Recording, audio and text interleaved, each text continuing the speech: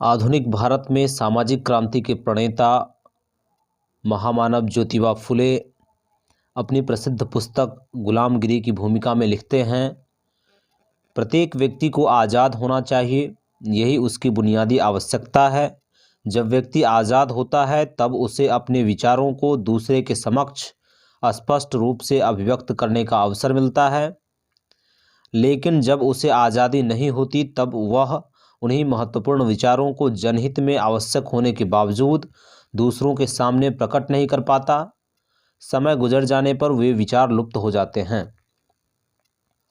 अपनी दूसरी पुस्तक किसान का कोरा की भूमिका में वे बताते हैं कि विद्या न होने से बुद्धि न रही, बुद्धि के न रहने से नैतिकता का ह्रास हुआ, नैतिकता न रहने से गतिशीलता का लोप हुआ, गतिशीलता के अभाव में धन दौलत दूर होते गए, धन दौलत के न रहने से शूद्रों का पतन हुआ। इतना अनर्थ एक अविद्या के कारण हुआ।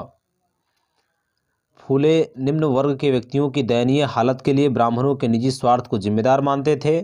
उनके अनुसार ब्राह्मणों ने अपने झूठ मूठ के काल्पनिक ग्रंथों की सहायता से अपनी श्रेष्ठता सिद्ध की तथा शूद्र तथा अतिशूद्रों को सभी अधिकारों से वंचित कर स्वयं सभी अधिकारों को रख लिया।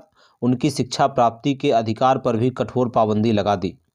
अपने नाटक तृतीय रत्न में उन्होंने अंग्रेजी शासन की प्रशंसा की है, लेकिन अंग्रेजी शासन से उनकी सहानुभूति तभी तक थी जब तक वे उत्तरदायी शासक का फर्ज निभाते हैं।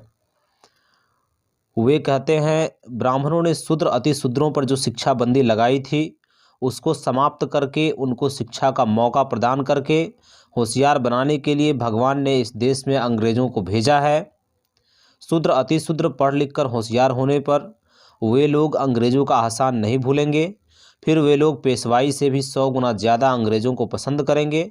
आगे यदि मुग़लों की भांति अंग्रेज़ लोग भी इस देश की प्रजा का उत्पीड़न करेंगे तो शिक्षा प्राप्त बुद्धिमान शूद्र अतिशूद्र पहले ज़माने में हुए जवां मर्द शिवाजी की भांति अपने शूद्र अतिशूद्र राज्य की स्थापना करेंगे और अमेरिकी लोगों की तरह अपनी सत्ता खुद चलाएंगे। लेकिन ब्राह्मण पंडों की दुष्ट और भ्रष्ट पेशवाई को आगे कभी आने नहीं देंगे। यह बात जोशी पंडों को भली भांति समझ लेनी चाहिए। मूर्ति पूजा पर प्रश्न उठाते हुए उन्होंने पूछा कि इस संसार का निर्माणकर्ता एक पत्थर विशेष या स्थान विशेष तक ही सीमित कैसे हो सकता है। जिस पत्थर से सड़क मकान आदि बनाया जाता है उसमें देवता कैसे हो सकते हैं। यदि पत्थर में मंत्रों द्वारा देवता आ सकते हैं तब तो मंत्रों द्वारा मुर्दों को भी जिलाया जा सकता है। उनका मानना था कि सभी व्यक्तियों को सदाचरण का पालन करना चाहिए। वे कहते थे कि नारी और पुरुष दोनों समान रूप से सभी मानवीय अधिकारों का उपभोग करने के लिए हकदार हैं। फिर नारियों को एक अलग प्रकार का नियम और लोभी अहंकारी पुरुषों के लिए एक अलग प्रकार का नियम व्यवहार में लाना पक्षपात के अलावा और कुछ नहीं है। ज्योतिबा फुले कहते हैं कि आर्यभट्ट और ब्राह्मण अपने संस्कृत स्कूलों में शूद्र किसानों की संतानों को भर्ती नहीं करते। हाँ, वे अपने प्राकृत मराठी स्कूलों में उन्हें भर्ती करते हैं। उनके मासिक वेतन के अलावा इन बच्चों के अभिभावकों को हर अमावस्या और पूर्णिमा को उनके भोजन की व्यवस्था करनी होती है तथा कई त्योहारों पर उन्हें अन्न भी भेंट करना पड़ता है। यहाँ तक कि बच्चे स्कूल में खाने के लिए जो लाते हैं उसका चौथाई हिस्सा भी ब्राह्मण शिक्षकों का होता है। वे उन्हें अक्षर ज्ञान देते हैं और थोड़ा बहुत गणित पढ़ाते हैं।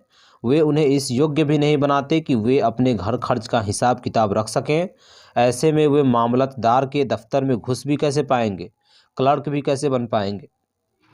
ब्राह्मण कर्मचारियों की स्वार्थपरता और काहिली के साथ साथ अंग्रेज अधिकारियों पर तंज कसते हुए गुलामगिरी के परिशिष्ट के रूप में वो कहते हैं, ब्राह्मण बड़ी चतुराई करते, लिखने में कौशल दिखलाते, कुनबी को दिन दहाड़े लूटते, हाजिरी बही ले फैल कार्यस्थल पर जाते, फैल में जो हो शूद्र औरतें उनसे बर्तन मंजवाते, बेगारी मजदूरों से फिर अपना बिस्तर है लगवाते, पागल से कुनबी को पाकर उससे अपने पैर दबवाते, खूब मज़े से खर्राटे भरते, अपनी जात के बामहन को फैल पर काम को है ले जाते, किसान का लहू चूस चूस कर मोटे ताजे हैं बन जाते, जितना ये घी शक्कर है उड़ाते सब किसान के ऊपर।